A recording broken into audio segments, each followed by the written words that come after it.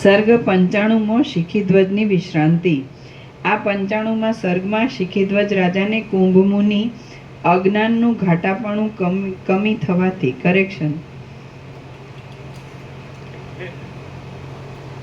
જે બ્રહ્મમાત્ર હોય કાર્ય, તો બ્રહ્મ કોઈ વસ્તુ નથી, એટલે એનું કોઈ કારણ નથી, માટે કારણે નથી, કાર્ય નથી, માટે પરમ તત્વ જ છે।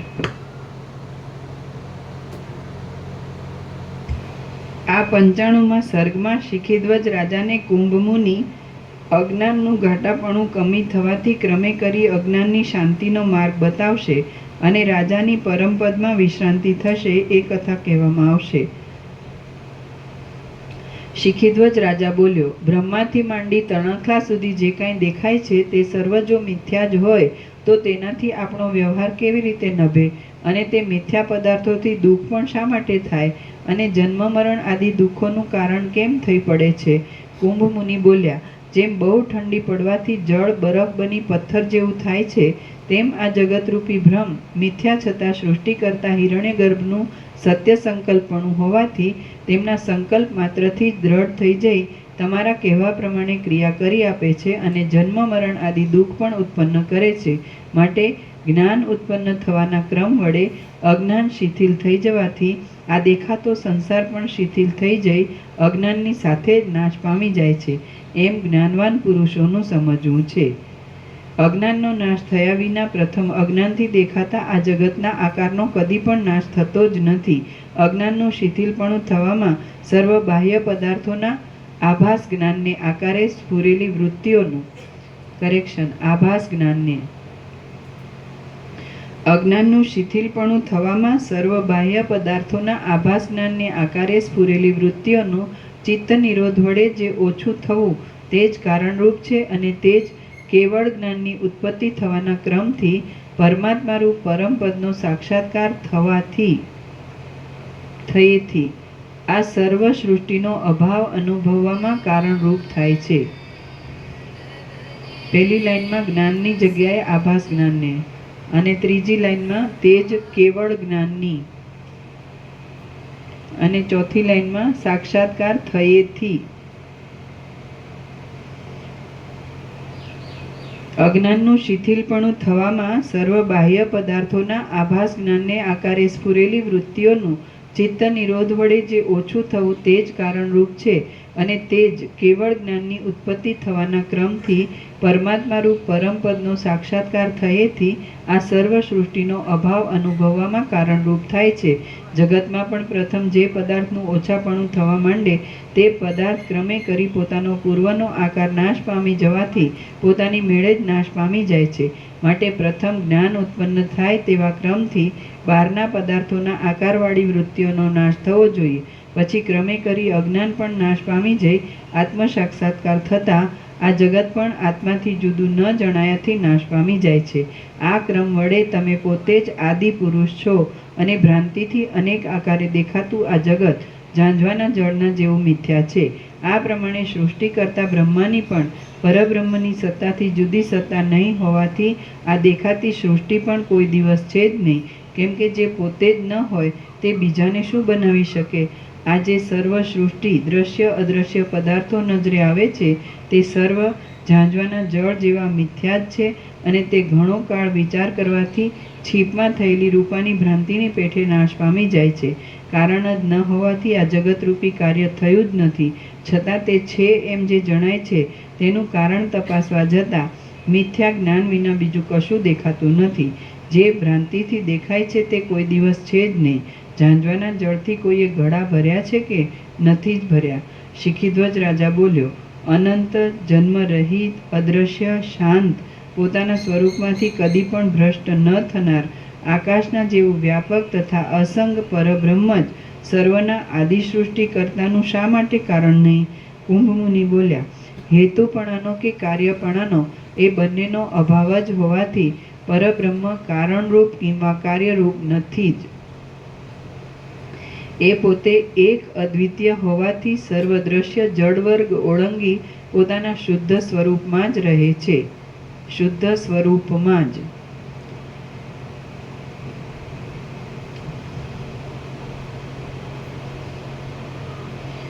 કુંભમુનિ બોલ્યા, હેતુપણાનો કે કાર્યપણાનો એ બંનેનો અભાવ જ હોવાથી પરબ્રહ્મ કારણરૂપ કિંવા કાર્યરૂપ નથી જ. એ પોતે એક અદ્વિતીય હોવાથી સર્વ દ્રશ્ય જડ વર્ગ ઓળંગી પોતાના શુદ્ધ સ્વરૂપમાં જ રહે છે. જે પરબ્રહ્મ કરતા નથી, કર્મ નથી, કરણ સાધન નથી, નિમિત્ત કારણરૂપ નથી અને ઉપાદાન કારણરૂપ પણ નથી, જે તર્કમાં ન આવી શકે તેવું છે અને જે જાણવામાં પણ ન આવી શકે તેવું છે, તે પરબ્રહ્મમાં કર્તાપણું શી રીતે ઘટી શકે? ન જ ઘટી શકે. પરબ્રહ્મમાં કોઈ ધર્મો રહી શકતા નથી, એટલે તે કારણ પણ નથી અને કાર્ય પણ નથી. પરબ્રહ્મમાં કોઈ ધર્મો રહી શકતા નથી, એટલે તે કારણ પણ નથી અને કાર્ય પણ નથી. એ ધર્મો પણ તેમાં રહી શકતા નથી, એટલે કાર્યકારણ એ બંને રૂપ તે આ બ્રહ્મ આ જગતને આકારે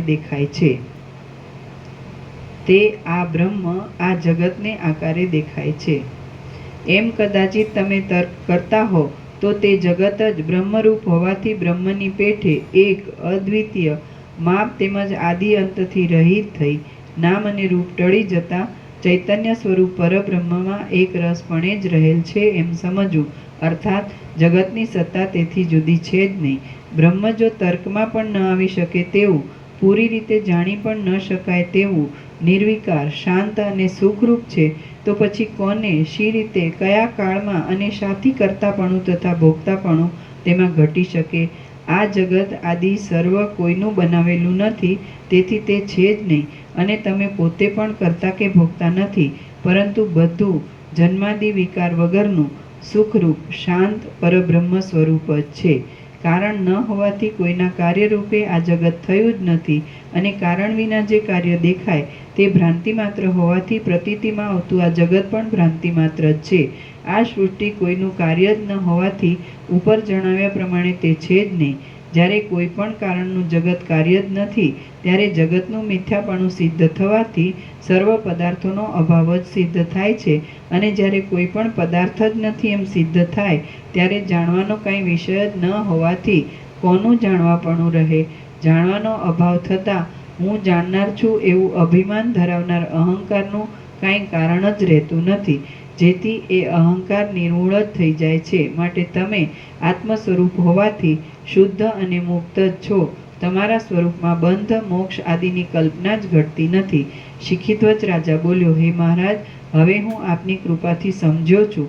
આપે જે આ વાત કહી તે યુક્તિથી ઘટે તેવી છે. બ્રહ્મ પોતે કોઈનું કારણ ન હોવાથી તે કરતા નથી એમ હું સમજું છું. કોઈ કરતા ન હોવાથી જગત પણ નથી. જગત ન હોવાથી આ નામરૂપવાળા જગતના પદાર્થો પણ નથી. એ નામરૂપવાળા પદાર્થો ન હોવાથી ચિત્ત આદિ અને તેના બીજરૂપ અહંકાર આદિ પણ નથી. આ રીતે અહંકાર સુધી સર્વ જડ વર્ગનો અભાવ હોવાથી હું શુદ્ધ છું, જ્ઞાન સ્વરૂપ છું અને સુખરૂપ જ છું. મારા શુદ્ધ ચૈતન્ય સ્વરૂપ વિના કોઈ પણ બીજો જડ પદાર્થ વર્ગ જુદો છે જ નહીં એવો બોધ થવાથી હું મને પોતાને જ નમસ્કાર કરું છું. આપે કહેલી યુક્તિ પ્રમાણે વિચાર કરવાથી અધ્યારોપની દ્રષ્ટિએ અહંકારથી આરંભી સર્વ જડ પદાર્થો હોય એમ લાગે છે અને વિવેક વડે પાછો સર્વ અહંકાર પર્યંત જડ વર્ગનો અપવાદ થઈ જતા તે સઘળું મિથ્યારૂપ જ ભાસે છે. આ પ્રમાણે જ્ઞાન થવાથી બ્રહ્માંડના અધિષ્ઠાન આકાશની પેઠે હું વિક્ષેપ રહિત થઈ રહ્યો છું. દેશ, કાળ, દિશા, રચનાઓ અને આ સર્વ કાર્ય સમૂહો સહિત જગતના પદાર્થોના વિભાગો જે મને ભાસતા હતા તે બધું આજે ઘણે કાળે નિવૃત્ત થયું અને અહો, શાંત નિર્વિકાર પરબ્રહ્મ જ અવશેષ રહ્યું. હવે હું શાંતિ પામ્યો છું, મુક્ત થયો છું, ચારે બાજુ પૂર્ણપણે રહ્યો છું. હું જતો નથી, જન્મતો નથી અને મરતો પણ નથી. હું આ પ્રમાણે બ્રહ્મરૂપ થઈ રહ્યો છું અને તમે પણ જેમ છો તેમ જ એ અભય પદમાં સદાકાળ રહો. અને હવે હું પરમ પુરુષાર્થરૂપ શુદ્ધ મન વાણીથી અગમ્ય સુખરૂપ આત્મા જ છું.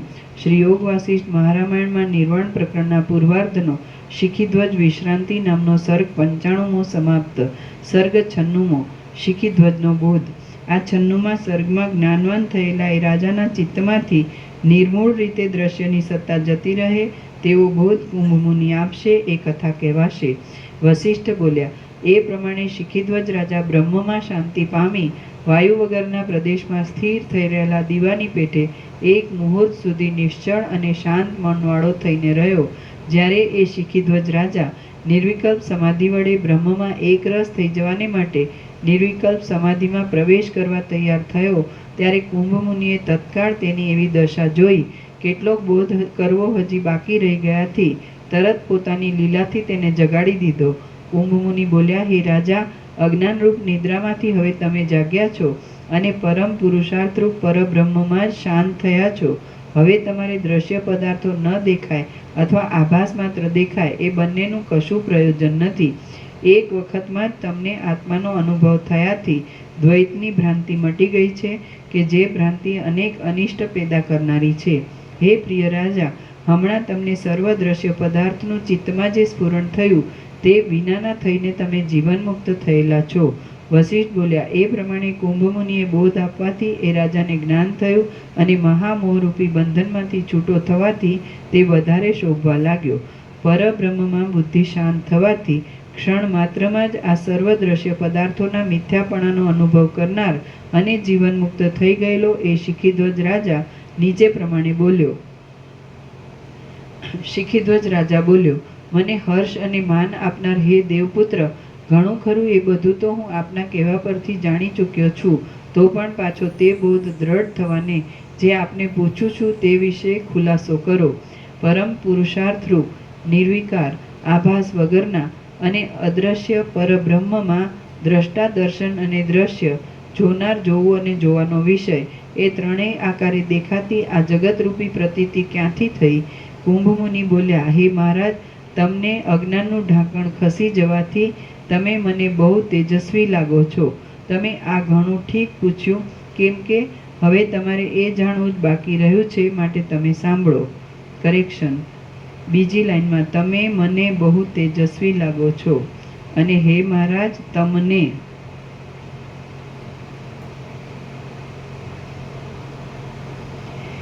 કુંભ મુનિ બોલ્યા, હે મહારાજ, તમને અજ્ઞાનનું ઢાંકણ ખસી જવાથી તમે મને બહુ તેજસ્વી લાગો છો. તમે આ ઘણું ઠીક પૂછ્યું, કેમ કે હવે તમારે એ જાણવું જ બાકી રહ્યું છે, માટે તમે સાંભળો. અનેક પ્રકારના જળ તથા ચેતનના આકારવાળા સઘળા પદાર્થો દેખાય છે તે બધું જ છેવટે મહાપ્રલયમાં નાશ પામી જાય છે. મહાપ્રલયને અંતે સર્વનો નાશ થયા પછી સર્વત્ર ફેલાઈ ગયેલા નિશ્ચળ ગંભીર તેજથી અને અંધારાથી પણ વિલક્ષણ સર્વના સારરૂપ સત્ય વસ્તુ જ અધિષ્ઠાન ચૈતન્ય જ અવશેષ રહે છે, કે જે ચૈતન્યરૂપ છે, નિર્વિકાર છે, નિર્મળ છે, આકાશના જેવું પરમ અસંગ છે, સઘળી કલ્પનાઓ વિનાનું છે અને સત્ય તત્વનો અનુભવ કરનારી બુદ્ધિ એકાગ્રપણાથી જેમાં જોડી દેતા તે જે અતિ નિર્મળ અને એકરૂપ જ લાગે છે, જે શાંત સર્વવ્યાપી અને પ્રકાશ સ્વરૂપ છે, જે પરમાત્મા રૂપ છે, જે સ્વયં પ્રકાશ અને જ્ઞાન માત્ર છે, જે સારી રીતે તર્કમાં પણ આવી શકતું નથી, તેમ જે પૂર્ણ રીતે જાણી પણ શકાતું નથી, જે સર્વત્ર સમાન રૂપે રહેલું છે, જે ઉત્તમ સુખરૂપ છે, જે બ્રહ્મરૂપ છે, જે મોક્ષરૂપ છે, જે ચોતરફ ફેલાયેલા પોતાના જ્ઞાન સ્વરૂપથી ભરપૂર છે, જે અતિ ઝીણા પદાર્થોથી પણ અતિ ઝીણું છે, જે બહુ મોટા પદાર્થોથી પણ બહુ મોટું છે, જે બહુ ભારે પદાર્થોથી પણ બહુ ભારે છે, જે અતિ શ્રેષ્ઠ પદાર્થોથી પણ અતિ શ્રેષ્ઠ છે, એ પરમ તત્વ એવું તો સૂક્ષ્મ છે કે જેના પાસે અતિ સૂક્ષ્મ આ આકાશ પણ જેમ રાઈ વગેરે અણુ પદાર્થની પાસે મેરુ પર્વત સ્થૂળ લાગે તેમ સ્થૂળ જ ભાસે છે. અને એ પરમ તત્વ એવું તો સ્થૂળ છે કે જેની પાસે આ જગત એક પરમાણુ જેવું લાગે છે, તથા એ તત્વના કોઈ શુદ્ધ ભાગમાં જણાતું પણ નથી. અધ્યારોપ દ્રષ્ટિએ જોતા એ માયામાં પ્રતિબિંબ રૂપે પડનાર અધિષ્ઠાન ચૈતન્યમાં ઈશ્વરથી થયેલા હિરણ્યગર્ભનું સર્વરૂપ હું જ છું એવું સર્વમાં પોતાના આત્મા રૂપે જે અભિમાન થવું તે જ સર્વ જીવ સમૂહોની સ્થિતિનો આધાર છે અને આ સ્થૂળ જગતના આકારથી વિરાટ રૂપે પણ તે જ રહેલ છે. જેમ પવનનો અને તેમાં રહેલી ગતિનો વાસ્તવ ભેદ નથી અને આકાશનો તથા તેમાં રહેલા શૂન્યપણાનો ભેદ નથી, તેમ એ ચૈતન્યરૂપ પરમાત્માનો અને તેમાં અધ્યાસ વડે રહેલા અહંકારનો પણ ખરું જોતા કાંઈ પણ ભેદ જ નથી. જેમ દેશ અને કાળની અમુક હદમાં આવી જવાથી અંતવાળા જળની અંદર કાંઈ કારણને લીધે તરંગ આદિ ઉત્પન્ન થાય છે, તેમ મિથ્યા દેશકાળની હદ બહાર હોવાથી અનંત એવા એ પરમ તત્વમાં કારણ વિના જ આ જગત ભાસે છે. જેમ સોનામાં, અહીં કરેક્શન છે, સોનામાં આગળ લખવાનું. જેમ સોનામાં દેશકાળથી અંતવાળા કડા આદિ દાગીનાઓ કારણનો સંબંધ થતાં ઉત્પન્ન થાય છે, તેમ દેશકાળ વડે અનંત એવા પરબ્રહ્મમાં આ જગત કારણ વિના જ ભાસે છે.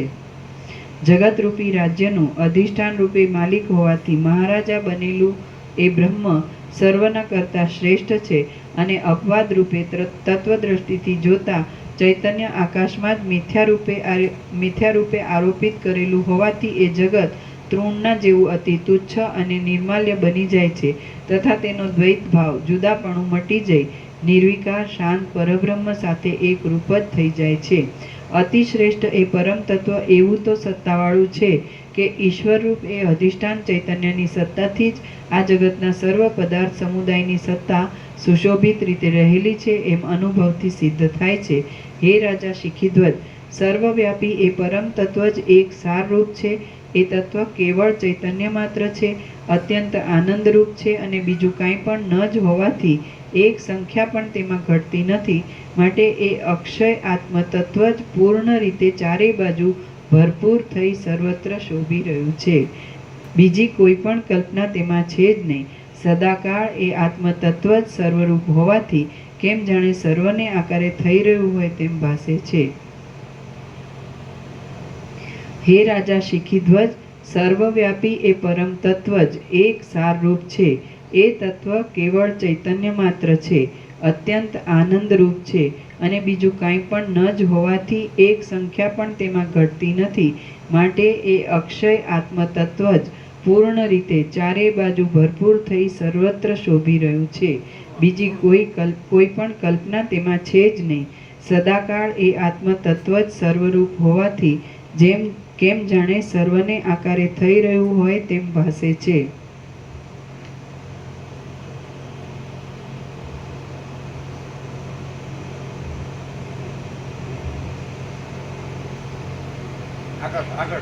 ચક્ષુ વગેરેથી ન દેખાવાથી અને હાથ વગેરેથી ન લેવાય તેવું હોવાથી તે કાર્યરૂપ કે કારણરૂપ નથી.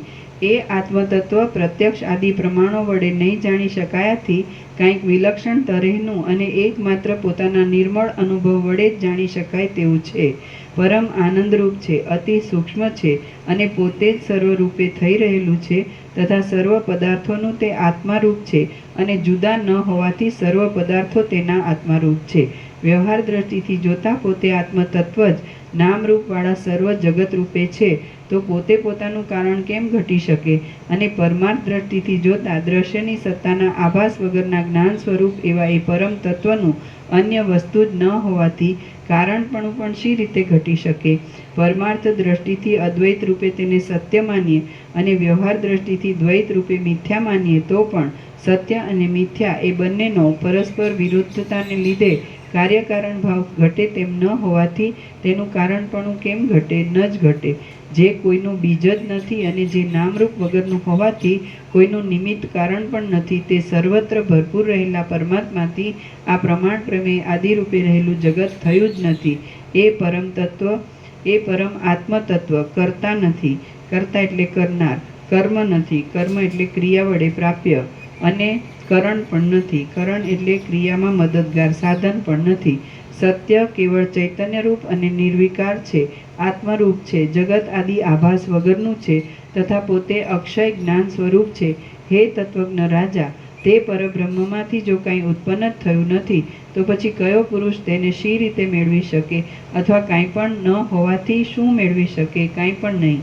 જેમ જળમાં તરંગ આદિ કોઈ કારણને યોગે ઉત્પન્ન થાય છે પરંતુ વિચાર કરતાં તે જળથી જરા પણ જુદા પડી શકતા નથી, તેમ આ જગત પણ દેશકાળ વડે અંત વગરના પરબ્રહ્મમાં મિથ્યા હોવાથી વિના કારણે દેખાય છે પરંતુ વિચાર કરતાં તે ચૈતન્ય સ્વરૂપ પરબ્રહ્મથી જરા પણ જુદું પડી શકતું નથી. શિખીધ્વજ રાજા બોલ્યો, જો જળ વગેરેમાં તરંગ વગેરે કારણના યોગથી જ ઉત્પન્ન થાય છે અને પરબ્રહ્મમાં જગત તથા અહંકાર આદિ વિના કારણે ભાસે છે, તો કારણ વિનાનું કાંઈ કાર્ય જ ન હોવાથી એ સર્વ છે જ નહીં એમ હું સમજું છું. કુંભ મુનિ બોલ્યા, હે રાજા, હવે તમે તત્વદ્રષ્ટિથી બરાબર સત્ય સમજ્યા છો. જગત, અહંકાર વગેરે કશું પણ એ શુદ્ધ અધિષ્ઠાન ચૈતન્યમાં છે જ નહીં. પોતાના નામરૂપ વગરનું એ જગત પરબ્રહ્મ રૂપ જ છે. જેમ આકાશની અંદર આકાશથી પણ અતિ સૂક્ષ્મ માયારૂપી આકાશ વડે રચાયેલું ગંધર્વનગર મિથ્યા હોવાથી શાંતપણાથી આકાશની સત્તા વડે જ રહેલું છે, તથા જેમ બ્રહ્મરૂપ હોવાથી શૂન્યતા વગરના આકાશમાં આકાશની સત્તાથી જ શૂન્યતા રહેલી છે, તેમ આ જગત પણ ઈશ્વરની સત્તાથી ઈશ્વરમાં સગુણ બ્રહ્મમાં રહ્યું છે. એ રીતે બ્રહ્મ સત્તાથી જ સત્તાવાળું આ જગત અધિષ્ઠાન ચૈતન્ય રૂપે જાણવામાં આવે અથવા કોઈ પણ રીતે તે જળ રૂપે નથી એમ સારી રીતે સમજાઈ જાય તો તે બ્રહ્મરૂપ જ જણાયાથી સુખરૂપ થઈ જાય છે. જ્ઞાનના ઉત્તમ પ્રભાવથી વિષ પણ અમૃતના જેવું સુખકારક થાય છે. આ જગત બ્રહ્મરૂપ છતાં સારી રીતે બ્રહ્મરૂપે ન જણાયાથી પરમ દુઃખકારક અને અમંગળરૂપ લાગે છે. કેમ કે આ ઝેર છે એમ જાણી અમૃત પણ પીવામાં આવે તો તે ઝેરના જેવું જ કાર્ય કરે છે. એ પ્રમાણે અજ્ઞાન વડે કે જ્ઞાન વડે જેવી જેવી દ્રઢ ભાવના કરવામાં આવે તેવી તેવી રીતે અને તે રૂપે ચૈતન્ય રૂપ ઈશ્વર જ માયા વિશિષ્ટ બ્રહ્મ જ સર્વરૂપ હોવાથી થઈ જાય છે. જેમ અગ્નિનું ફરતું ઉંબાડિયું ભ્રાંતિથી વિચિત્ર આકારવાળું ભાસે છે, પરંતુ તે પોતે એક રૂપે જ હોય છે, તેમ બ્રહ્મ સત્તા ભ્રાંતિથી જગત આદિ વિચિત્ર આકારે દેખાતા છતાં પણ પોતાના એક શુદ્ધ સ્વરૂપે જ રહેલી છે. જે પરબ્રહ્મ સર્વત્ર અધિષ્ઠાન ચૈતન્ય રૂપે રહેલ છે, તે પોતાના આત્મારૂપ અધિષ્ઠાન ચૈતન્ય તેનું પૂરું જ્ઞાન ન થતાં અજ્ઞાન વડે દેહ જીવ આદિને આકારે અને જગત આદિને આકારે થઈ રહ્યું હોય તેમ ભાસે છે. પરમ સુખરૂપ પરબ્રહ્મ જ કેવળ આ પ્રમાણે અજ્ઞાનને લીધે ભ્રાંતિથી જ અનેક રૂપે ભાસી રહ્યું છે. માટે જગત, અહંકાર આદિ કાંઈ નહીં હોવાથી એ સંબંધી પ્રશ્ન જ યોગ્ય નથી. જે વસ્તુ હોય તેમાં પ્રશ્ન કરવો ઘટે છે, પણ શોધવા બેસતા જે છે જ નહીં તેની શોધથી કે પ્રશ્ન કરવાથી શું ફળ છે? કાંઈ નથી. જેમ એક અમુક આકાર વિના સુવર્ણની સ્થિતિ જ નથી, તેમ જગત ને અહંકાર વિના ઈશ્વરની પણ સ્થિતિ બ્રહ્મ સત્તાથી જુદી ઘટતી નથી. તેથી તે સંબંધે પ્રશ્ન પણ ઘટતો નથી. કાંઈ કારણ જ ન હોવાથી કશું થયું જ નથી. પરંતુ આ પ્રમાણે બ્રહ્મ જ સર્વરૂપે ભાસે છે. એ બ્રહ્મ કોઈ પણ પ્રકારે વિકાર નહીં પામ્યા છતાં કેમ જાણે જગતને આકારે થઈ રહ્યું હોય તેમ રહેલ છે.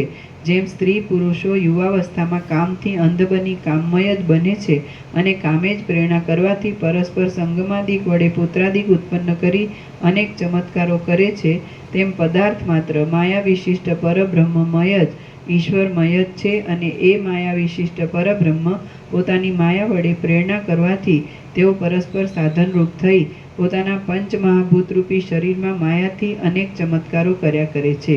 ચૈતન્ય રૂપ આત્મામાં પોતાના આત્માને માયા વડે નાના પ્રકારનો કરી લે, કેમ જાણે પોતે નાના પ્રકારનો થઈ રહ્યો હોય તેમ કાર્યરૂપે માપવાળો જણાય છે. અને પોતાના આત્માનું ખરું જ્ઞાન થવાથી જોવા જતાં સર્વ પોતાના આત્મા વડે જ વ્યાપ્ત હોય એમ લાગે છે.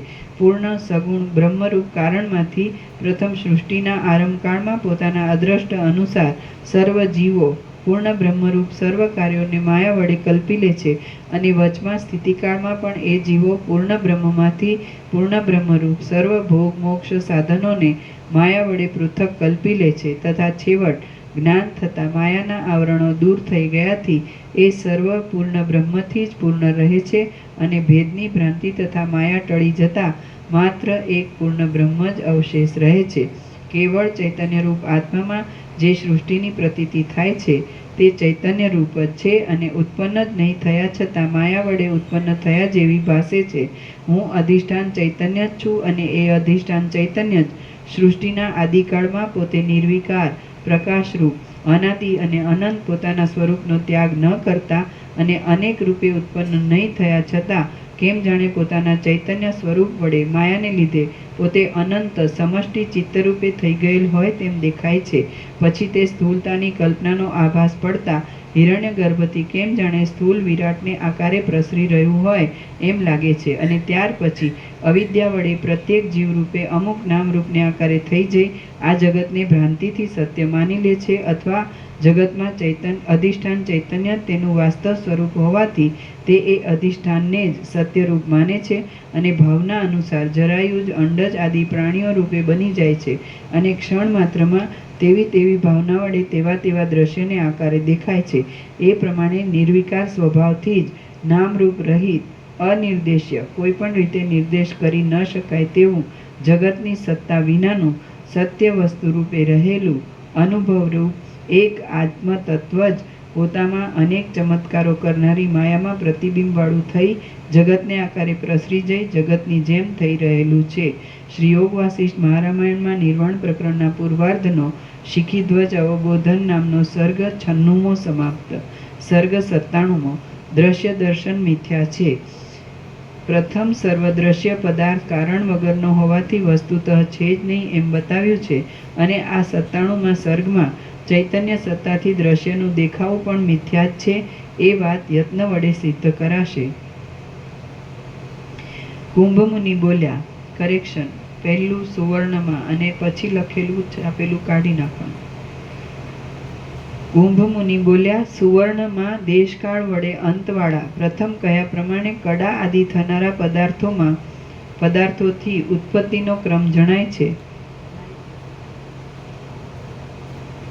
કુંભમુનિ બોલ્યા, સુવર્ણમાં દેશકાળ વડે અંતવાળા પ્રથમ કહ્યા પ્રમાણે કડા આદિ થનારા પદાર્થોથી ઉત્પત્તિનો ક્રમ જણાય છે, પરંતુ નિર્વિકાર પરબ્રહ્મથી તો કશું ઉત્પન્ન પણ થયું નથી અને કાંઈ લય પણ પામતું નથી. પોતાના સત્ય સ્વરૂપમાં રહેલું પરબ્રહ્મ કોઈનું ઉપાદાન કારણ કે નિમિત્ત કારણ નથી. તે પોતે શુદ્ધ અનુભવ સ્વરૂપ છે, અને તેથી જુદું બીજું કશું છે જ નહીં. જગત, અહંકાર આદિની જે કાંઈ પ્રતીતિ થાય છે તે પણ એ અનંત બ્રહ્મ સત્તા રૂપ જ છે. શિખીધ્વજ રાજા બોલ્યો, હે મહારાજ દેવપુત્ર, પરબ્રહ્મમાં જગત, અહંકાર આદિ કશું નથી એ હું જાણું છું, પરંતુ જો એમ છે તો પછી તેમાં સૃષ્ટિની પ્રતીતિ કેમ થાય છે તે આપ તરત મને કહો. કુંભમુનિ બોલ્યા, ચો તરફ ભરપૂર રહેલું અનાદિ અને અનંત એ અધિષ્ઠાન ચૈતન્ય જ જગતને રૂપે કેમ જાણે પ્રતીત થતું હોય એમ લાગે છે, અને તે અધિષ્ઠાન ચૈતન્ય પોતે નિર્વિકાર કેવળ ચેતન સ્વરૂપ જ હોવા છતાં જગતરૂપ શરીરવાળું પ્રતીતિમાં આવે છે. જગત આદિ સર્વ પદાર્થ બુદ્ધિનું જ પરિણામ છે એમ નથી. નીચે ટાંચ છે. બુદ્ધિથી જ અનાદિ વાસનાને લીધે અનેક આકાર રૂપે ભાસે છે એમ બૌદ્ધ મતમાં વિજ્ઞાનવાદીઓનો ભાગ માને છે. અહીં તે મતનો નિરાશ કર્યો છે. જગત આદિ સર્વ પદાર્થ બુદ્ધિનું જ પરિણામ છે એમ નથી. તેમજ બાહ્ય પૃથ્વી આદિ પંચમહાભૂત સંબંધી સર્વ પદાર્થો સત્ય છે એમ પણ નથી. પૃથ્વી, જળ, તેજ અને વાયુના પરમાણુઓ તથા આકાશ, કાળ, દિશા, આત્મા અને મન એ નિત્ય દ્રવ્ય છે એમ નૈયાયિક વગેરે માને છે, અને સાંખ્ય આદિ જગતનું સત્યપણું માને છે, અને સાવ શૂન્ય જ છે એમ પણ નથી. બૌદ્ધ મતમાં શૂન્યવાદીઓનો એક ભાગ છે કે જે શૂન્યને જ સત્ય માને છે. આ સર્વ મતોનો અધિષ્ઠાન ચૈતન્ય જ આધાર અને સાર હોવાથી બીજાઓનો નિરાશ કરી અહીં તે જ સિદ્ધ કરે છે. જો અધિષ્ઠાન ચૈતન્ય ન હોય તો વિજ્ઞાનવાદી, બાહ્યાર્થવાદી કે શૂન્યવાદી વિકલ્પો નિરાધાર થઈ પડે છે.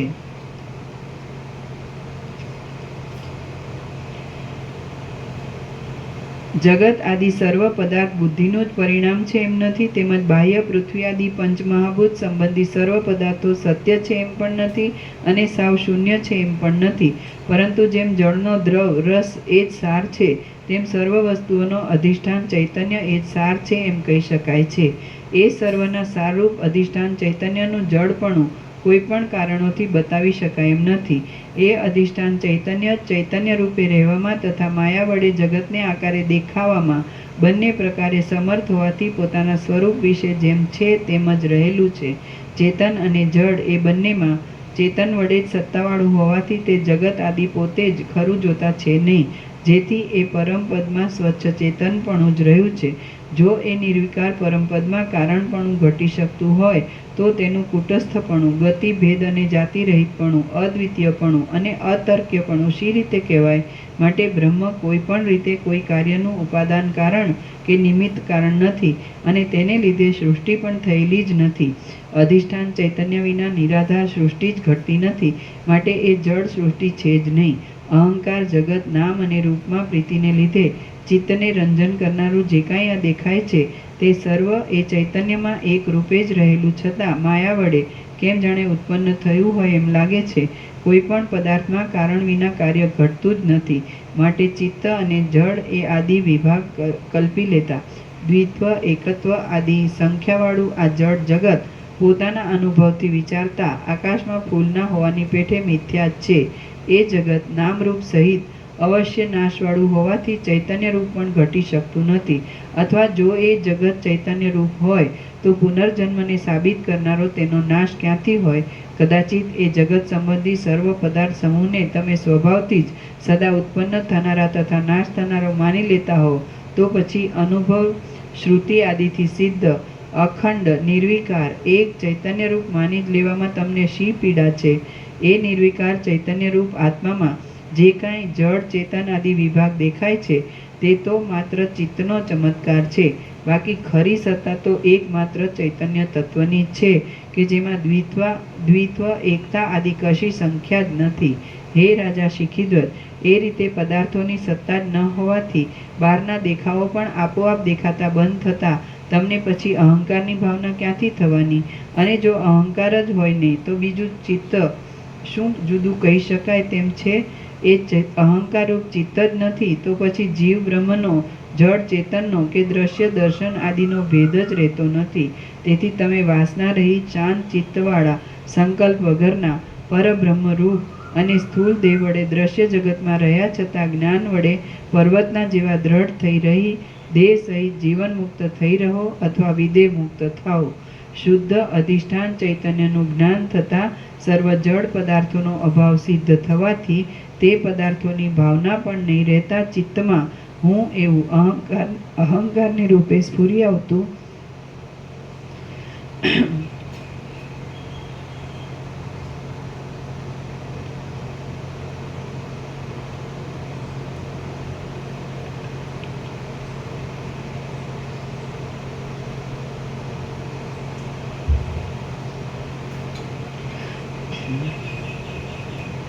શુદ્ધ અધિષ્ઠાન ચૈતન્યનું જ્ઞાન થતાં સર્વ જળ પદાર્થોનો અભાવ સિદ્ધ થવાથી તે પદાર્થોની ભાવના પણ નહીં રહેતા ચિત્તમાં હું એવું અહંકારને રૂપે સ્ફુરી આવતું જીવનું સ્વરૂપ પણ નથી જ કે જેથી શુદ્ધ કેવળ એક આત્મા જ અવશેષ રહે છે અને વેદાર્થનો શ્રવણ મનનાદિપૂર્વક વિચાર કરતા અનુભવ થઈ જઈ સર્વ બ્રહ્મરૂપ જ જણાય છે.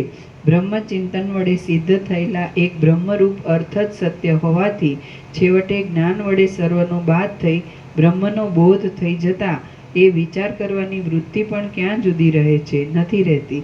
તેથી સર્વ દ્વૈતનો બાદ થઈ જતા તમે શુદ્ધ બ્રહ્મરૂપ જ છો કે જે બ્રહ્મ પ્રથમથી જ મુક્ત, કારણ રહિત અને નિત્ય છે. પોતે એક જ હોવા છતાં આ માયા વડે સર્વ અનેક રૂપે થઈને રહેલું છે. આદિ, અંત અને મધ્ય વગરનું છે.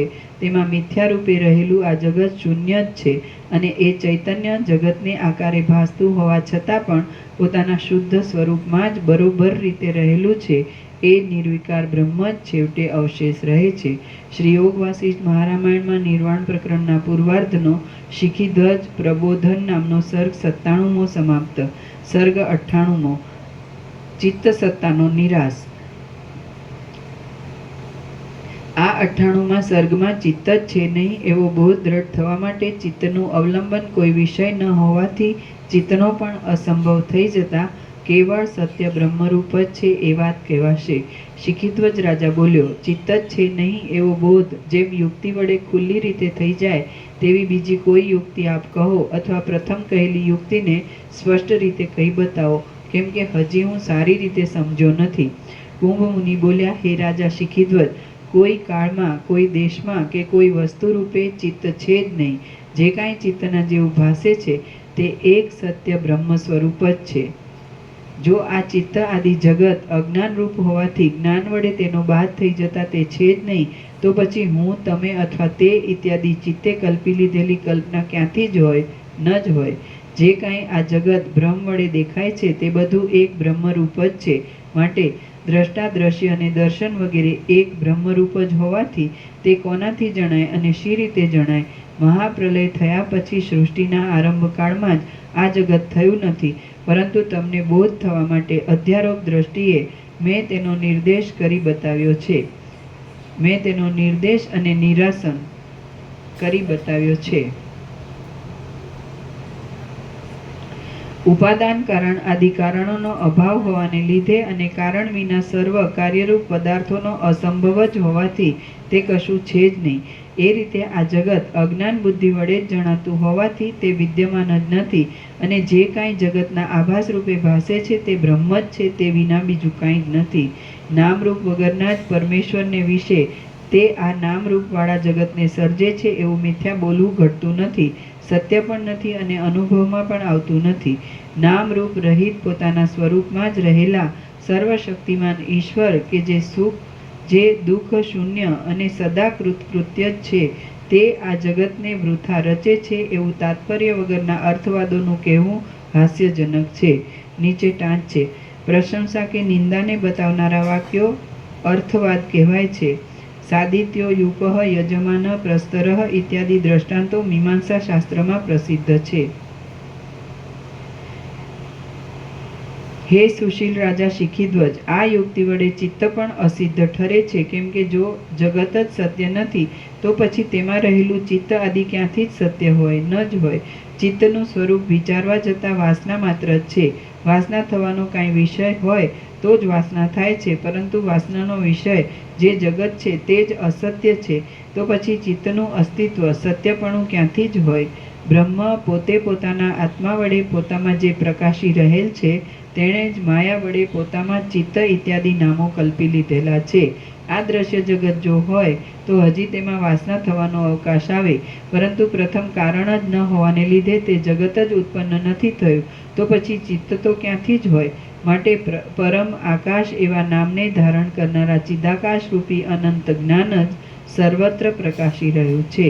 માટે પરમ આકાશ એવા નામને ધારણ કરનારા ચિદાકાશ રૂપી અનંત જ્ઞાન જ સર્વત્ર પ્રકાશી રહ્યું છે. તેમાં વળી જગતની સત્તા ક્યાંથી હોય? એ પરમ આકાશરૂપ ચૈતન્યરૂપી અરીસામાં બિંબ પ્રતિબિંબ ભાવથી જે કાંઈ અનિર્વચનીય માયા જણાય છે તે પણ ચિત્ત કે જગતની ક્રિયા ઉત્પન્ન જ નહીં થયેલી હોવાથી નથી. અનેક અનર્થોને ઉત્પન્ન કરનારું હું, તમે અને આ જગત ઇત્યાદિ ભેદ જ્ઞાન પણ હું કે જે સાક્ષીરૂપ છું તેને સ્વપ્નમાં અનુભવાતા પદાર્થોની પેઠે મિથ્યા જ ભાસે છે. જગત કે જે વાસનાનો વિષય છે તેનો અભાવ હોવાથી જ્યારે વાસના નથી ત્યાર પછી એ વાસનાવાળું ચિત્ત ક્યાંથી હોય? કેમ રહી શકે? ક્યાં રહે ને કયે રૂપે રહે? અજ્ઞાની પુરુષોએ પોતાના ચિત્તને જ આ દ્રશ્ય જગતને આકારે કલ્પી લીધેલું છે. એ નિરાકાર ચિત્ત પ્રથમ જ ન થયાથી અસત્ય છે, અને સૃષ્ટિના આરંભકાળમાં કાંઈ કારણ જ ન હોવાથી સર્વદા એ ઉત્પન્ન જ થયેલું નથી. લોક, શાસ્ત્ર ને અનુભવથી વિચાર કરતા દ્રશ્ય વસ્તુનું અનાદિપણું, જન્મ આદિ વિકાર રહિતપણું કે નિત્યપણું ઘટતું જ નથી. જગત સાકાર, સ્થૂળ અને વિનાશી છે. તેની ઉત્પત્તિ, નાશ અને મહાપ્રલય આદિ વિકારો લોકથી, શાસ્ત્રથી અને અનુભવથી સિદ્ધ થાય છે, અને તેને વિકારી આદિ નહીં માનવામાં કોઈ પ્રમાણ નથી. શાસ્ત્ર, અનુભવ અને વેદ તાત્પર્ય એ સર્વના સિદ્ધાંતો વડે સિદ્ધ થતા 3 પ્રકારના બીજે કેટલેક ઠેકાણે નિત્ય, નૈમિતિક, પ્રાકૃતિક અને આત્યંતિક એવા પ્રલયના 4 ભેદ બતાવ્યા છે. શાસ્ત્ર, અનુભવ અને વેદ તાત્પર્ય એ સર્વના સિદ્ધાંતો વડે સિદ્ધ થતા 3 પ્રકારના મહાપ્રલય અને નિત્ય પ્રલય એવા નામના પ્રલયો છે જ નહીં. એમ ઉન્મત્ત જ ઘેલો માણસ જ કહે. જેની બુદ્ધિને લોકો, શાસ્ત્રો અને વેદો પ્રમાણરૂપ લાગતા નથી તે પુરુષ ચાર્વાક મતને માનનારા દુર્જનો કરતાં પણ અતિ મૂઢ છે. માટે સજ્જન પુરુષે તેનો આશ્રય કરવો નહીં. નાશવંત અને સાકાર હોવાથી દેખવામાં આવતા આ જગતનું કારણ નાશ રહિત અને નિરાકાર બ્રહ્મ ઘટી શકતું નથી. હે તત્વજ્ઞ રાજા, એ પ્રમાણે જગતને માત્ર બ્રહ્મ દ્રષ્ટિએ જોતા પણ તેનું સ્વપ્ન દ્રષ્ટ પદાર્થોની પેઠે કાર્ય કરવાપણું કાયમ જ રહે છે, પરંતુ તે વસ્તુ દ્રષ્ટિએ આવું સ્થૂળ આકારવાળું નથી, પણ બ્રહ્મરૂપ જ છે. નિરાકાર, અનંત, સર્વથી અનાદિ, વિભાગ વગરનું સર્વરૂપ, પૂર્ણ અને શાંત એ પરબ્રહ્મ પોતે પોતાની મેળે જ પોતાના નિર્વિકાર સ્વરૂપનું માયામાં પ્રતિબિંબ પડતા પોતાના સ્વરૂપને જ સૃષ્ટિ પ્રલય આદિના રૂપને ધારણ કરવાવાળા જગતને આકારે કેમ જાણે સમજતું હોય તેમ અજ્ઞાન કાળમાં ભાસે છે, અને પાછું ક્ષણ માત્રમાં જ્ઞાન થઈ જતા તે જ પોતાનું સ્વરૂપ અદ્વિતીય બ્રહ્મમાં બ્રહ્મરૂપ જ જણાય છે. માટે એ સર્વ બ્રહ્મ જ છે. કોઈ ઠેકાણે જગત આદિની બુદ્ધિ જ નથી, તો પછી ચિત્ત આદિ અને ચિત્તનો અભાવ આદિની કલ્પના ક્યાંથી હોય, તથા દ્વિત્વ એકત્વ આદિ સંખ્યાની કલ્પના પણ ક્યાંથી હોય? ન જ હોય. એ રીતે ખરું જાણ્યાથી આ જગત આદિ સર્વ જેમ છે તેમ રહ્યા છતાં પણ શાંત, કોઈના આધાર વિનાનું, જન્મ રહિત અને અનાદિ બ્રહ્મરૂપ જ છે. તથા અજ્ઞાન દ્રષ્ટિએ જોવામાં આવતું આ નામરૂપાત્મક સર્વ દ્રશ્ય સાવ મિથ્યા જ હોવાથી અનેક પ્રકારે કે એક પ્રકારે કહી શકાતું નથી. માટે તમે જેમ હાલ ચાલે છે તેમ જ વ્યવહાર કરતા છતાં તત્વજ્ઞાન વડે ખરું સમજી લઈ વાણી આદિ વ્યાપારથી રહિત થઈને રહો. શ્રી યોગ વાસિષ્ઠ મહારામાયણમાં નિર્વાણ પ્રકરણના પૂર્વાર્ધનો શીખી ધ્વજાવબોધન નામનો સર્ગ 98મો સમાપ્ત. આગલા પાનાની ટાંચ. બીજે કેટલેક ઠેકાણે નિત્ય, નૈમિત્તિક, પ્રાકૃતિક અને આત્યંતિક એવા પ્રલયના 4 ભેદ બતાવ્યા છે, પરંતુ અહીં પ્રાકૃતિક અને નૈમિત્તિકનો એક જ પ્રલયમાં સમાવેશ કરી 3 બતાવ્યા હોય એમ લાગે છે, એટલે તેની સાથેના બીજા 3 પ્રલયોની ગણના અહીં બતાવી છે એમ સમજી લેવું. કિંવા તે અત્રયઃ એમ પદચ્છેદ કરવાથી સંખ્યારૂપ અર્થ ન કરીએ તો પણ કશો વાંધો આવતો નથી. સર્ગ 99મો. બ્રહ્મ અને જગત. આ 99માં સર્ગમાં રાજાને જ્ઞાન થયા છતાં પાછો તે બોધ દ્રઢ થવા સારું સ્થૂણા નિખનન ન્યાયથી કુંભ મુનિને ફરીવાર તેનો બોધ આપશે. શિખીધ્વજ રાજા બોલ્યો, હે મહામુનિ દેવપુત્ર, આપની કૃપાથી મારું અજ્ઞાન જતું રહ્યું અને ભૂલાઈ ગયેલા આત્મ સ્વરૂપની પાછી સ્મૃતિ થઈ.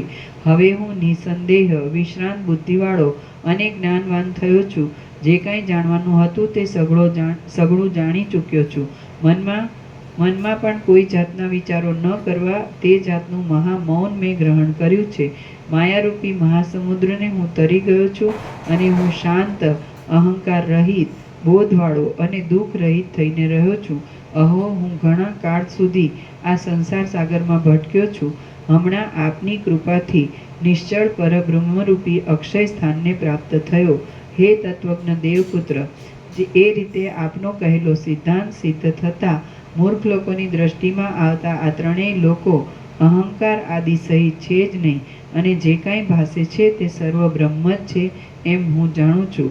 કુંભ મુનિ બોલ્યા, જ્યાં જગત જ નથી ત્યાં વળી હું, તમે ઇત્યાદિ ગંધર્વનગરના જેવો મિથ્યા વ્યવહાર ક્યાં રહે? કયા નિમિત્તથી રહે? શી રીતે રહી શકે અને કોની પેઠે રહે? હે રાજા શિખીધ્વજ, માટે તમે શાંત સમુદ્રમાં પડતી ઘુમરીઓના ચક્કરની પેઠે આવી પડેલા વ્યવહારો કરવા છતાં સંકલ્પ વિકલ્પ છોડી શાંત મન રાખીને રહો. એ પ્રમાણે આ સઘળું જે કાંઈ છે તે શાંત બ્રહ્મરૂપ છે, અને અહંકાર, જગત આદિ નામરૂપનું સ્વરૂપ તો આકાશના જેવું શૂન્ય છે. જે સર્વ સંસારને નામે દેખાય છે તે આદિ અંત રહિત આ ચૈતન્ય આકાશ જ માયાના સંબંધ વડે ચમત્કારવાળું થઈ જઈ પોતાના ચકચકાટથી દીપી રહેલું છે. જેમ સોનાના દાગીનાઓમાં તેના આકારની દ્રષ્ટિ મટી જતાં તે સુવર્ણરૂપ જ દેખાય છે, તેમ જગત આદિ પદાર્થોમાં નામરૂપ આદિની દ્રષ્ટિ મટી જતાં આ સઘળું બ્રહ્મરૂપ જ દેખાય છે. જેમ સ્વયંભૂ સમષ્ટિ દેહનો અભિમાની ઈશ્વરના માત્ર સંકલ્પરૂપ જ છે, તેમ પોતે હું એવો વ્યષ્ટિ દેહનો અભિમાની પણ જીવના માત્ર સંકલ્પરૂપ જ છે. અને એ બંનેના બંધ મોક્ષનો આધાર તેવા અભિમાનનો સ્વીકાર કરવાની તથા તેવા અભિમાનનો ત્યાગ કરવાની સમજણ ઉપર જ માત્ર રહેલા છે. હું છું એવો સંકલ્પ જ માત્ર અનેક અનર્થો ઉત્પન્ન કરનારા બંધનમાં નાખે છે, અને હું નથી એવો સંકલ્પ નિર્મળ સુખરૂપ મોક્ષ આપનાર છે. નિરંતર અનુક્રમે ઉત્પન્ન થનારા બંધ મોક્ષના સંકલ્પોનો અને નામરૂપનો જે સાક્ષી છે તે જ સત્ય છે અને બ્રહ્મરૂપ જ છે. તેને પોતાના આત્મારૂપ સમજવો એ જ મોક્ષ કહેવાય છે. હું નથી એવો અહંકારનો ત્યાગ થવો એ જ મોક્ષરૂપ સિદ્ધિ આપનાર છે, અને હું છું એવો અહંકાર થવો એ જ અનેક આપત્તિ આપનાર બંધને ઉત્પન્ન કરે છે. માટે તમે હું અહંકાર રૂપે સ્ફુરી આવતો જ નથી એવો અહંકારનો ત્યાગ કરી શુદ્ધ જ્ઞાનવાળા અને એક સ્વ સ્વરૂપમાં જ સ્થિતિવાળા થાઓ. સારી રીતે જ્ઞાન થવાથી ઉત્પન્ન થનારા સંકલ્પ ક્ષય વડે જ માત્ર મિથ્યારૂપે સ્ફુરેલો સંકલ્પ પોતાની મેળે નાશ પામી જાય છે, કે જે મોક્ષરૂપી સિદ્ધિને આપનાર છે. સુખરૂપ અને તર્કમાં પણ ન આવી શકે તેવા પોતાના આત્મ સ્વરૂપ પરબ્રહ્મમાં કારણપણું ઘટતું નથી. કારણનો અભાવ થઈ જતા કાર્યરૂપ કોઈ પણ પદાર્થ જ નથી. પદાર્થોનો અભાવ સિદ્ધ થતા સંકલ્પ જ સંકલ્પનો કાંઈ વિષય ન હોવાથી ઘટતો નથી, અને સંકલ્પરૂપી કારણનો અભાવ થતાં અહંકાર થવો પણ ઘટતો નથી.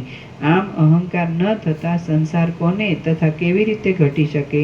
તેથી સંસારનો પણ અભાવ સિદ્ધ થતાં સર્વ બ્રહ્મરૂપે જ બાકી રહે છે.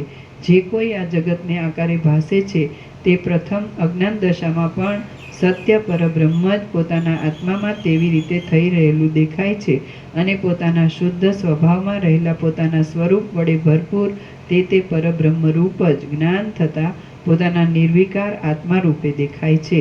જેમ વજ્રના પથ્થરમાં વજ્ર વિના બીજું કાંઈ હોતું જ નથી, કારણ કે તે વજ્ર ખૂબ જ દ્રઢ અને એક ઘન હોય છે, તેમ પરબ્રહ્મ સદાકાળ એકરૂપ હોવાથી તેમાં બીજું કાંઈ હોઈ શકે નહીં. પરંતુ જેમ વજ્રના મણીમાં પ્રતિબિંબથી અનેક આકારો પડે છે, તેમ આ જગત બ્રહ્મમાં દેખાય છે. સંકલ્પ વડે રચાયેલા નગરના સંકલ્પનો નાશ થયા પછી જેવું રૂપ રહે તેવું શૂન્ય જ તમે આ જગતનું રૂપ સમજો, કે જે બ્રહ્મ દ્રષ્ટિએ નિર્વિકાર અને સત્ય છે, તથા નામરૂપ દ્રષ્ટિએ જોતા મિથ્યા છે. પુરુષના પડછાયાની પેઠે મિથ્યા ક્રિયાવાળું જણાતું આ જગત શાંત, મન આદિથી રહિત અને નામરૂપ વિનાનું બ્રહ્મ જ છે એમ જે દેખે છે તે જ ખરું દેખે છે. સારી રીતે જ્ઞાનનો ઉદય થયાથી રૂપ વગેરે બાહ્ય વિષયો અને સંકલ્પાદિ અંદરના વિષયો નિસાર જ છે એવો શાસ્ત્ર પ્રમાણથી સિદ્ધ થયેલો નિશ્ચય દ્રઢ થઈ જાય છે. તેને જ ડાયા માણસો મોક્ષનો હેતુ કહે છે. જેમ ગતિ વિનાનો વાયુ પોતાના સ્વરૂપમાં સ્થિર રહે છે, જેમ આકાશમાં દીવા વગેરેના આકાર વિના પણ પ્રકાશ રહે છે, અને જેમ કડા આદિ દાગીનાના આકાર વિના પણ સોનું પોતાના સ્વાભાવિક રૂપમાં રહે છે, તેમ આ બ્રહ્મ પોતાના જગતના રૂપ વિનાના બ્રહ્મમાં એક રૂપ થઈને રહે છે. કરેક્શન. તેમ આ બ્રહ્મ પોતાના જગતના નામરૂપ વિના બ્રહ્મમાં એક રૂપ થઈને રહે છે. જેમ કડા આદિ દાગીનાના આકાર વિના પણ સોનું પોતાના સ્વાભાવિક રૂપમાં રહે છે, તેમ આ બ્રહ્મ પોતાના જગતના નામરૂપ વિનાના બ્રહ્મમાં એકરૂપ થઈને રહે છે. જ્ઞાન થતાં બ્રહ્મરૂપ થઈ ગયેલા આ જગતની પ્રતીતિ ઉત્પન્ન કરનારા રૂપાદિ બાહ્ય વિષયો અને સંકલ્પાદિક અંદરના વિષયો નિસાર જ છે, અને અસત્ય છતાં મિથ્યારૂપ જ ભાસી રહ્યા છે. જેમ સમુદ્રમાં ઘણા તરંગ આદિ વિકારો તત્વદ્રષ્ટિએ જોતા તરંગ વગેરે નામરૂપ છોડી દેતા જળરૂપ જ છે, તેમ આ જગતમાં અનેક રૂપે દેખાતા પદાર્થો પણ જ્ઞાન થતાં પોતાના ખરા સ્વરૂપમાં રહેલ એક પરબ્રહ્મ જ છે. સૃષ્ટિના નામ તથા રૂપ એ બંને બાદ કરતા સર્વ સૃષ્ટિ પરબ્રહ્મ રૂપ જ છે, અને પરબ્રહ્મ સર્વ સૃષ્ટિ રૂપ છે. એ જ સર્વમ ખલુઇદમ બ્રહ્મ ઇત્યાદિ ઉપનિષદના વચનનો ખરો અર્થ છે. વળી એ બ્રહ્મ શબ્દના અર્થનો વિચાર કરતા તે અતિશય વિસ્તારવાળું એવો અર્થ થાય છે. જેવી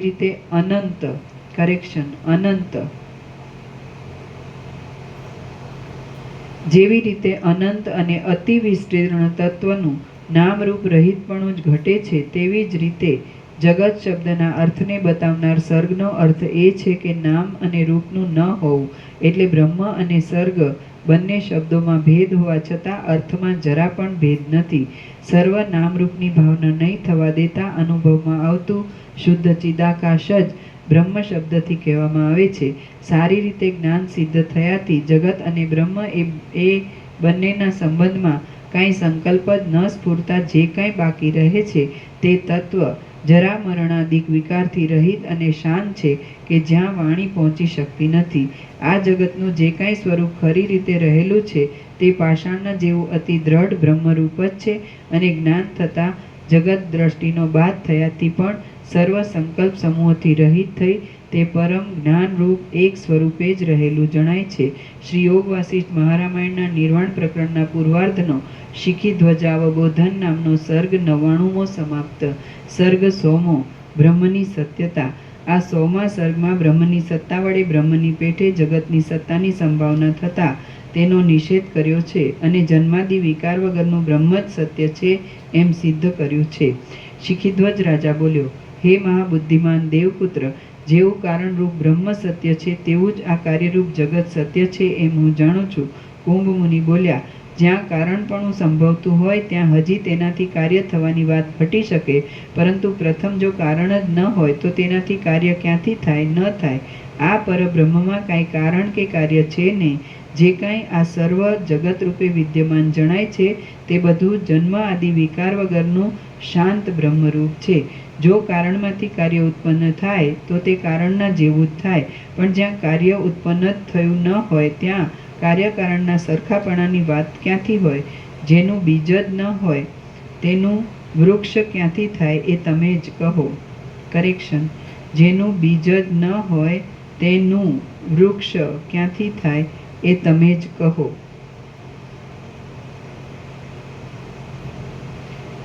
જેનું બીજ જ ન હોય તેનું વૃક્ષ શબ્દ લખવાનો ક્યાંથી થાય એ તમે જ કહો. અને જે તર્કમાં ન આવે તેવું અને જેને નામરૂપ આદિ પણ છે નહીં તે બ્રહ્મરૂપ બીજ શી રીતે ઘટી શકે?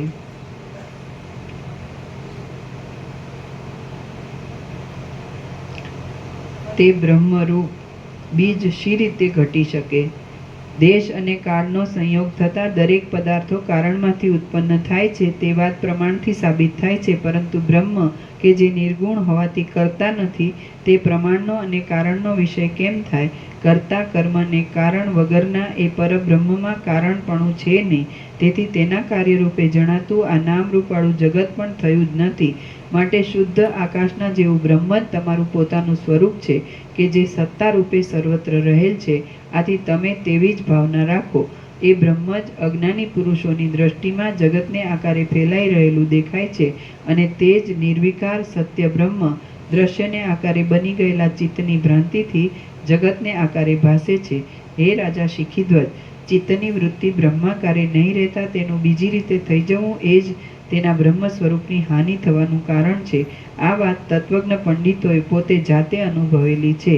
હે રાજા શિખીધ્વજ, ચિત્ત પોતે ચંચળ હોવાથી સ્વભાવે જ આત્મ સ્વરૂપને ભૂલી જાય છે અને તેથી તેની પડતી થાય છે. બહારની વૃત્તિઓને વશ થઈ બ્રહ્મના સ્વરૂપને ભૂલાવી દેવું તે જ તેનું કામ છે.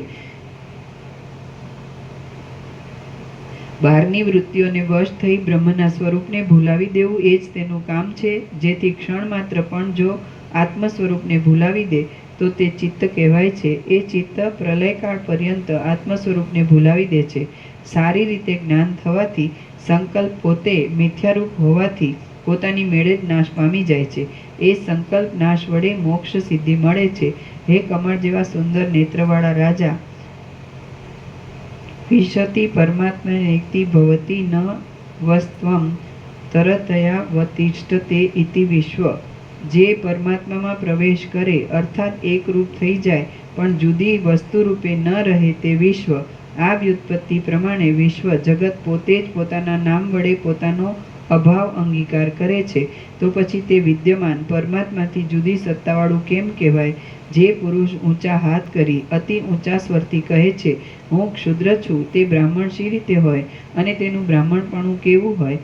જે પુરુષ પોતાના રસ, લોહી આદિ ધાતુઓ કોપી જવાથી જ હું મરી જાઉં છું એમ ઉચ્ચ સ્વરથી કહેતો હોય તેને તમે મૃત્યુની દાઢમાં આવેલો જ સમજો, કેમ કે તેનું જીવવું ભ્રમ માત્ર છે. ચક્રને આકારે ફરતા દેખાતા ઉંબાડિયાની પેઠે, ઝાંઝવાના જળની પેઠે, બે ચંદ્રમાની પ્રતીતિની પેઠે અને બાળકને ભયથી જોવામાં આવતા વેતાળની પેઠે અને બાળકને જે ભ્રાંતિ વડે આકારવાળું દેખાય તે કાંઈ સત્ય હોય ન હોય, કેમ કે તે બધા પદાર્થોનું સ્વરૂપ જ એવું છે કે તે બીજાને ભ્રમ કરાવે. માટે પોતાની અંદર અજ્ઞાનરૂપી ભ્રાંતિ જ ચિત્ત શબ્દથી કહેવામાં આવે છે. અજ્ઞાન જ ચિત્ત કહેવાય છે કે જે મિથ્યા છતાં સત્ય જેવું ભાસે છે. પદાર્થોનું જે ખરેખરું સ્વરૂપ ન ઓળખાય તે અજ્ઞાન અને તેનું બરાબર સ્વરૂપ ઓળખાય તે જ્ઞાન કહેવાય. અજ્ઞાનનું જે હોવાપણું પ્રતીતિમાં આવે છે તે તો પદાર્થનું ખરું સ્વરૂપ જાણવારૂપી જ્ઞાન વડે નાશ પામી જાય છે. હે સુશીલ રાજા, જાંજવાના જે જળનું જ્ઞાન થવું તે સાવ ખોટી ભ્રાંતિ જ છે, અને તે ભ્રાંતિ આ જાંજવાનું જળ નથી એવું ખરું જ્ઞાન થતાં નાશ પામી જાય છે.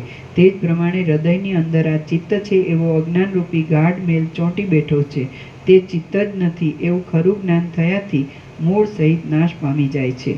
જેમ રજ્જુના અજ્ઞાનની ભ્રાંતિ વડે ઉત્પન્ન થયેલું સર્પપણું આ રજ્જુ સર્પ નથી એવા હૃદયમાં દ્રઢ થઈ ગયેલા જ્ઞાનથી નાશ પામી જાય છે, તેમ પોતાના આત્મ સ્વરૂપમાં અજ્ઞાનરૂપી ભ્રમ વડે થયેલું ચિત્ત છે જ નહીં એવા હૃદયમાં રૂઢ થઈ ગયેલા જ્ઞાનથી નાશ પામી જાય છે.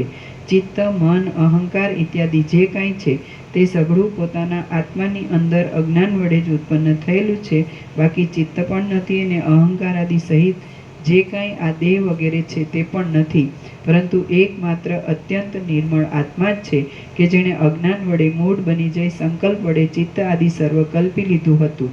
હવે આજે સંકલ્પનો નાશ થઈ જતા જ્ઞાન થવાથી એ મારા આત્માએ એ સર્વ ચિત્ત આદિનો મિથ્યા સમજી ત્યાગ કરી દીધેલો છે. હે મહાબાહુ રાજા શિખીધ્વજ, જેમ અગ્નિમાં જ્વાળાઓનો સમૂહ પવન વડે ઉત્પન્ન થાય છે, તેમ ચિત્ત આદિ જે સર્વ સંકલ્પ ઉત્પન્ન થાય છે એ બધું પાછું સંકલ્પનો ક્ષય થતાં નાશ પામી જાય છે. એ રીતે એક આત્મતત્વથી જ ભરપૂર અને સર્વત્ર પ્રસરી રહેલ બ્રહ્મસત્તા વડે સમુદ્ર જેમ જળથી ભરપૂર થાય છે, તેમ આ સર્વ જગત ભરચક છે. હું નથી, તમે નથી, બીજા કોઈ પણ નથી. આ સર્વ દ્રશ્ય પદાર્થો પણ નથી, ચિત્ત પણ નથી, ઇન્દ્રિયો પણ નથી અને આકાશ પણ નથી. એક ફક્ત નિર્મળ આત્મા જ છે. એ જ આત્મા જીવન મુક્ત પુરુષોની દ્રષ્ટિમાં જુદા જુદા પદાર્થોના આકારો રૂપે દેખાય છે, તો તેમાં આ ચિત્ત છે, આ પદાર્થ છે ને આ હું છું એવી દ્રષ્ટા, દ્રશ્ય અને દર્શનરૂપી ત્રિપુટીની ખોટી કલ્પના ક્યાંથી જ હોય? આ ત્રણેય લોકમાં કોઈ ઉત્પન્ન પણ થતું નથી, કોઈ મરતું પણ નથી, પરંતુ કેવળ અનિર્વચનીય માયા વડે ચૈતન્ય સ્વરૂપ પરબ્રહ્મનો જ આ સઘળો ચમત્કાર છે. એકવાર ભેદભાવે સ્પષ્ટ જોવામાં આવતું આ સઘળું આત્મ સ્વરૂપથી વ્યાપી રહેલ પરબ્રહ્મ રૂપ જ છે. દ્વિત્વ કે એકત્વ એ કશું છે જ નહીં. તેમ ભ્રાંતિ કે મરણ વગેરેથી થતો ભય એ પણ બ્રહ્મ વ્યતિરિક્ત કાંઈ વસ્તુ જ ન હોવાથી નથી. હે મહાબુદ્ધિમાન પ્રિય રાજા શિખીધ્વજ, સર્વ ઇન્દ્રિય સમૂહોમાં અને તે વડે ગ્રહણ કરાતા સર્વ આકારોમાં સત્તારૂપથી તમે જ રહેલા છો, અને તેને લીધે જ તમારો દેહ થતો નથી અને ગુણ દોષ વડે લેપાતા નથી. હે પ્રિય રાજા, તમે નિર્મળ આકાશરૂપ છો, મોક્ષરૂપ છો અને અનંત છો. તમારું કાંઈ પણ નાશ પામતું નથી અને કાંઈ પણ વૃદ્ધિ નથી પામતું. જેમ કળાઓ વિના ચંદ્ર દેખાતો નથી, તેથી કળાઓ પણ ચંદ્રરૂપ જ છે, તેમ ઈચ્છા, અનિચ્છા અને ક્રિયા એ સઘળી તમારી શક્તિ હોવાથી એ પણ તમે જ છો. સ્વભાવે જ જન્મ, જરા અને વધારા ઘટાડાથી રહિત, અનાદિ, ફક્ત એકી વખતે દ્રઢ પુરુષાર્થ વડે અનુભવમાં આવતું, નિર્વિકાર હોવાથી સદા એકરૂપ, કલ્પના વગરનું, નિર્મળ, કળા જગતની કારીગરી રૂપી લીલાને ધારણ કરનાર, સત્તા રૂપે અનુભવમાં આવતું અને સર્વના કરતા પ્રથમ સિદ્ધ થતું એવું જે કાંઈ છે તે જ આત્મતત્વ છે.